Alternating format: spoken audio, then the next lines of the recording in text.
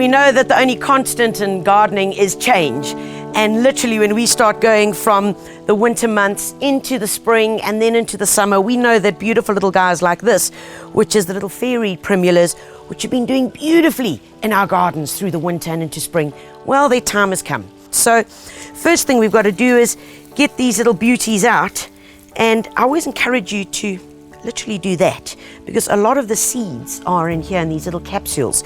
And when you do that, next season, as soon as the cold comes, you'll see them just popping up on their own in the garden space. So shake them out so you get all the seeds in there, and then these little babies then get put onto the compost heap. They don't get thrown away. Oh no, this is like good food for your compost heap, and that in turn can put back right into your garden.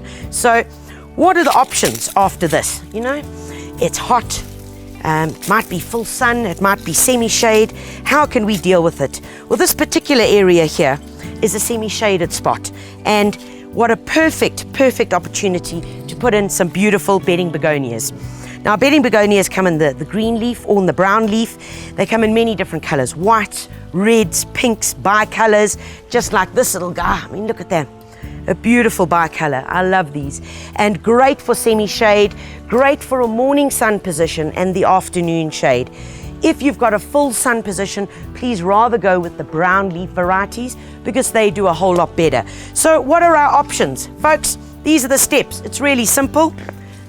Throw on some compost, because remember, every time we plant, we want to encourage and enrich our soil with beautiful compost. And then 1 or 2 handfuls of bone meal over the area, organic pellets popped in, and a handful or 2, and then literally just turn it over and get this goodness right into the soil. Because of course we've had these little primulas here, and they've been using all the nutrition and getting all the goodness out the soil. So it's really important that we replenish and put back into our soil what the plants may have taken out.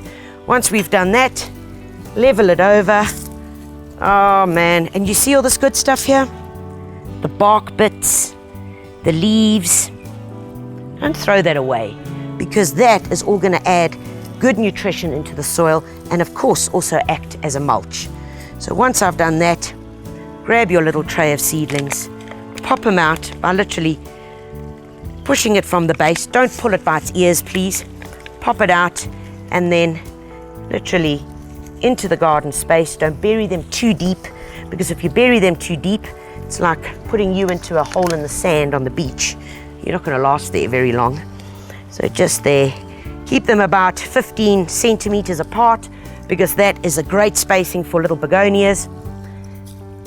And fill up your gaps with some bright color that we know is going to go right through the summer and even into autumn. Look at that. That took me like 2 minutes flat. The last thing we need to do is give them a good watering. And remember, anything that's flowering, you need to encourage them to produce more flowers by feeding them regularly, at least once a week or every second week, with a fertilizer that you can dilute into water, something like NutriFeed, Nutrisol, or even Nitrosol. So go out there, get these little babies, pop them into your garden so you can have endless color throughout the summer.